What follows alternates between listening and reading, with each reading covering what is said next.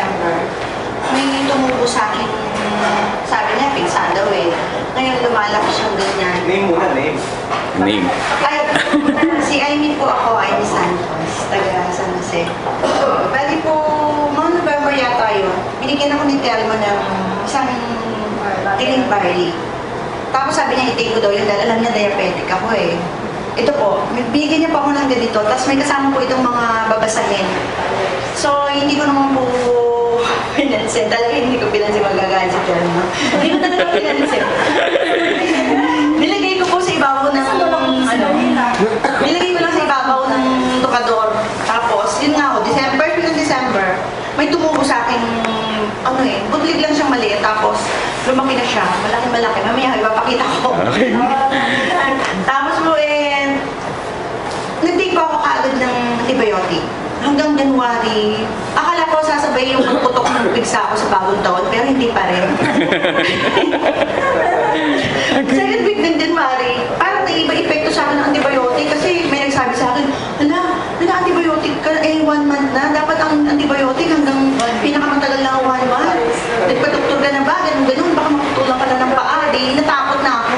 Dahil parang iba na epekto ng antibiotic sa katawan ko. Parang naging irritable ako, na ganito na. Basta maraming epekto. Ngayon, nung nanood ako minsan ng TV, nakita ko yung green barley kasi nasa ibabaw, pero yung TV nasa ibabaw, nakapatong siyang gano'n, hindi yung sa TV siya nakapatong.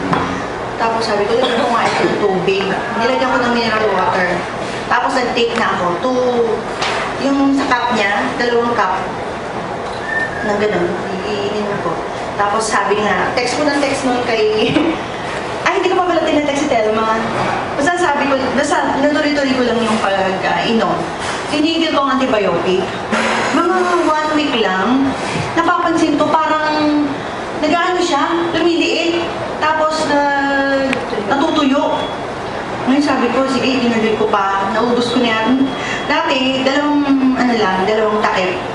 Halos naubos ko na, masarap eh. Sabi ko, tapos the next ko si Noel. Sabi ko, Noel, alam mo, miracle pala yung binigay niyo sa akin green barley. Sabi ko, kasi natuyo yung sugat ko. Sabi ko, hindi ako nag-antibiotic na. Sabi ko gano'n sa kanya. Tapos sabi niya, yun nga daw.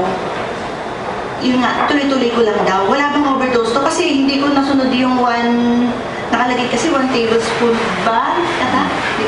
Nasusobrahan ko, sabi ko nung inom. Okay lang yun. Tapos eto, tuyo na po yung tapos tinutuloy-tuloy ko pa rin. Bali, nakaubos na po ako ng 2, January pa lang. Tapos February, inaubusan na ako ng inintay ko pang dumating sila. Makabili ako. Ayun. Yun lang po. Pwedeng makita yung sugat? Asan ba yung sugat? Yan po, live po yan, live interview. Ngayon lang po sila nag-meet. Nalapakan po natin siya, ha? Yan po. Nakakahiya. Tingnan nyo, laki-laki ho yan yung dati. Lumaki ho ng gano'n. Napatuyo lang. Napatuyo niya. Kasi sabi nga diabetic ako. Minsan, kasi yung diabetes ko, umaabot po ng 350 to 400. Talaga lang malakas po lang siguro ang katawan ko. Ngayon hindi na ako nag-antibiotic, pero yun, gumaling po yung sugat ko. Ay, grabe. Thank you sa green barley. Thank you sa green barley. Okay, sige, thank you.